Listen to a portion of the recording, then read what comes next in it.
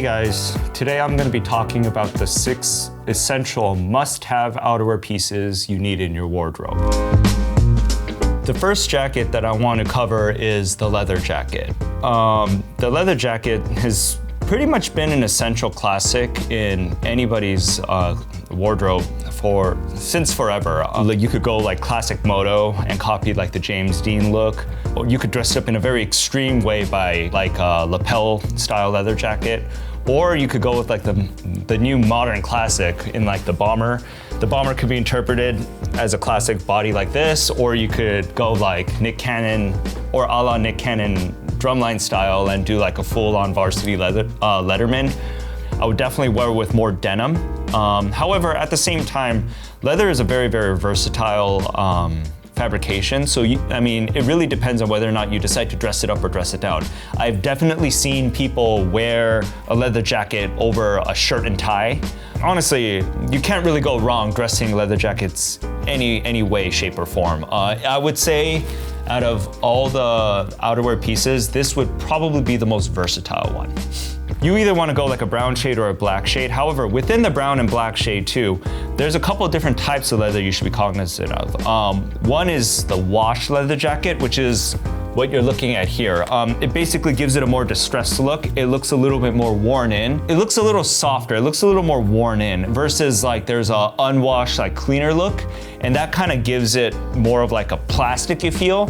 Plasticky sounds really negative, but that's because I'm not a big fan of the unwashed leather, but it's a very clean look if you want to go a little bit more streamlined. The next type of jacket that I want to cover is the trucker jacket. The trucker jacket is typically, or the characteristics of a trucker jacket is typically it's a short jacket with 2 double flap pockets, a bunch of rivets. I say it's like, to dumb it down a little bit further, it's a short jacket with double flaps using denim trim. And denim trim is basically like, like the hardware, typically. I would say the truckers started getting really big in the 90s during like the whole Canadian tuxedo fad. Ever since then, trucker jackets and especially denim trucker jackets have been never really out of the picture, but it's always kind of been floating around, and it's become a big staple, I want to say, in the fashion industry. But I would definitely say that usually trucker jackets are broken into the market around the same time as leather jackets. This is still a very spring-summer look.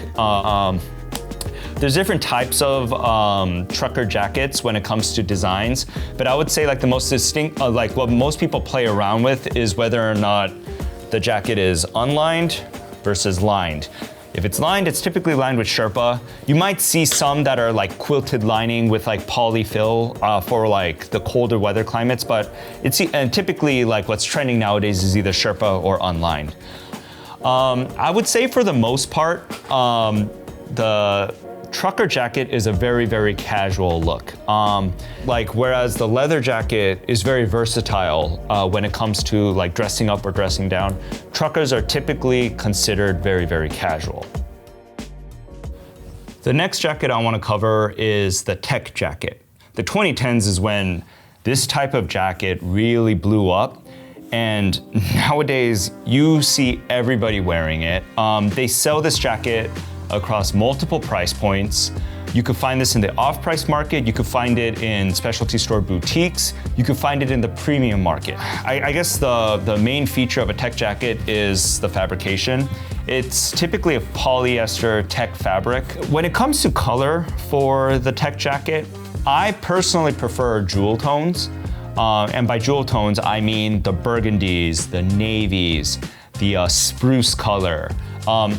Nowadays, when it comes to the actual market, like whether or not this is casual or dressy, I would say tech jacket falls squarely in the contemporary world. And it's the type of dressy that you would dress up in if you're going out in a casual setting and you want to look really, really dressy.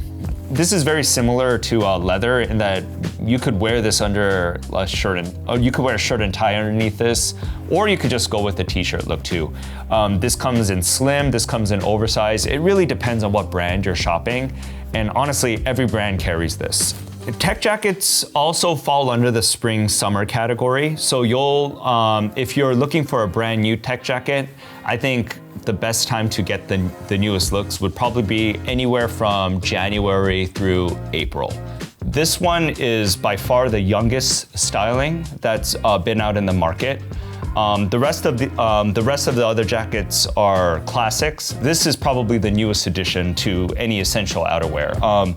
If anybody made this kind of video back in like the 60s, they would not be talking about this. They will definitely be talking about all the other jackets that we're mentioning. The fourth jacket I want to cover is the wool long coat.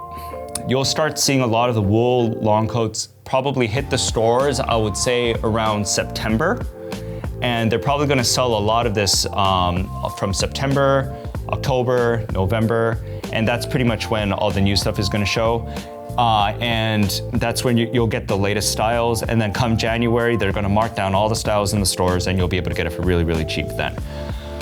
This is by far the dressiest type of jacket that you'll find outside of like a blazer, you know, but nobody wears blazers nowadays, so yeah. But wool long coats are still very, very popular. This is almost exclusively a layering piece, and that's because it's always wool and it's very, very warm. And always long when it comes to the silhouette. No matter what you're wearing, the moment you put this off, you're gonna look very, very formal. Typically, what people like, the archetype people think of usually when they see like a long coat like this would probably be like a white collar financial district trader, lawyer type. That being said, the one thing that both of those archetypes have in common is that it's a very, very dress up type of look. When it comes to color, I traditionally like to stick with black and grays. This wool long coat, you will not find a cheap wool long coat. Almost every single wool long coat that you see, probably like the best price you could get this for is like 175 bucks. There does seem to be like a hole in the market in terms of like longer jackets. And this is probably the dressiest version of that you could find. The fifth type of jacket that I want to cover is the parka. The parka is the second type of mid-length to long type of jacket that I believe is an essential piece in the wardrobe. I say it's essential, but I don't have one to show you guys because I live in LA and yeah, it rarely gets cold enough for us to have to justify wearing a parka. But the parka is pretty much like a cotton-based version of like the wool long coat, only most parkas have hoods. I believe all parkas have hoods actually, believe it or not. But it's basically the casual version of the wool coat, as in it's like typically the colors of a parka are typically on like the dustier side, a little bit more washed out. It's a little bit more denim friendly, so to speak. You'll notice parkas coming out starting from fall. They sell all the way through to spring, and then, you know, come summer, like everyone changes their floor to like swim and resort style shit. So yeah, parkas kind of take a break then. But I mean, everything that I said about the wool long coat when it comes to layering and having a heavy duty type of like cold weather type of jacket, it applies to the parka as well. The only difference is parkas are more casual. It's a lot more versatile in that way, and it works across many multiple different platforms. I would say the warmer version of like a trucker jacket, in that it's a great, if you're a designer, it's a great type of jacket where you could really use color multipliers and really, really blow out the business that way. The sixth jacket I want to cover is the puffer jacket. We don't make puffer jackets here. I don't own a puffer jacket myself, but similar to the parka, it's because I live in Los Angeles. Puffer jackets, I want to say like, I will definitely say though, it was in the 90s where puffer jackets went from a utility jacket, basically a functional jacket, to a fashion statement jacket. And that I would probably give the most credit to like the streetwear hip hop scene. Everybody knows like Notorious and Puff Daddy. They're typically filled either with down or some kind of polyfill, which is used to basically trap heat. And because of that, whatever you wear underneath it, you'll be incredibly warm. The puff jacket in general, I would say, is definitely not a dressy look. I would not recommend wearing puff jackets with anything else other than a t-shirt or a hoodie or some kind of fleece. When it comes to color of puff jackets, it's really across the board. I've seen very, very bright puff jackets with like really bright reds and yellows and greens. I'm sure you guys know what I'm talking about, where they really, really emphasize like the primary color and the true color of it. However, for the most part, I'm pretty sure like 80% of the puff jacket business is done with black. Puff jackets are almost exclusively sold in Q4. And what I mean by Q4, it's almost exclusively sold. I mean, you might see some come out in September, but October, November, December, and some in January, like that's pretty much when the puff jacket has its own legs. The seventh jacket, I know I only said 6. I am throwing this in as a bonus because this is something I believe in, although it isn't really essential right now, you know, in current society. I mean, usually when people see this, they always think of that fucking clown from It with the red balloon, or Paddington, you know, the bear who always wears this. The one thing I really, really like about raincoats in general is that these are truly waterproof. What people don't understand is when you wash traditional rainwear, what happens is with each wash, the coating comes off. And so eventually, after like, say 5 to 10 washes or so, the garment you're wearing is no longer waterproof. Now enter the raincoat. These guys, it's basically built within the fabric that the fabric itself is waterproof. It's not water resistant, it's waterproof. And so no matter what you do to this, water will not get through this.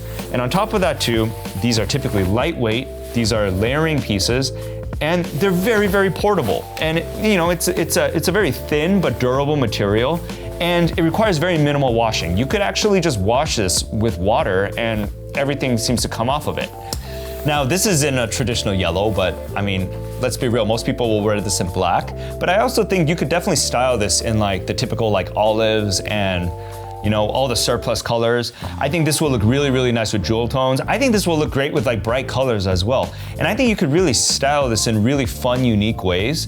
And at the same time, it's very functional. So you don't really have to justify wearing one because it's raining, you know? And I always thought it was a very easy wear. And I feel like most consumers will really like this, but for some reason it just hasn't really caught on in the US market, and I can't really seem to figure out why. But that being said, since this is my video, I think this is a good number 7 that everyone should have in their wardrobe. And maybe if enough people ask for it, more manufacturers in the US will start making this, and this will become a staple that I believe it absolutely can be.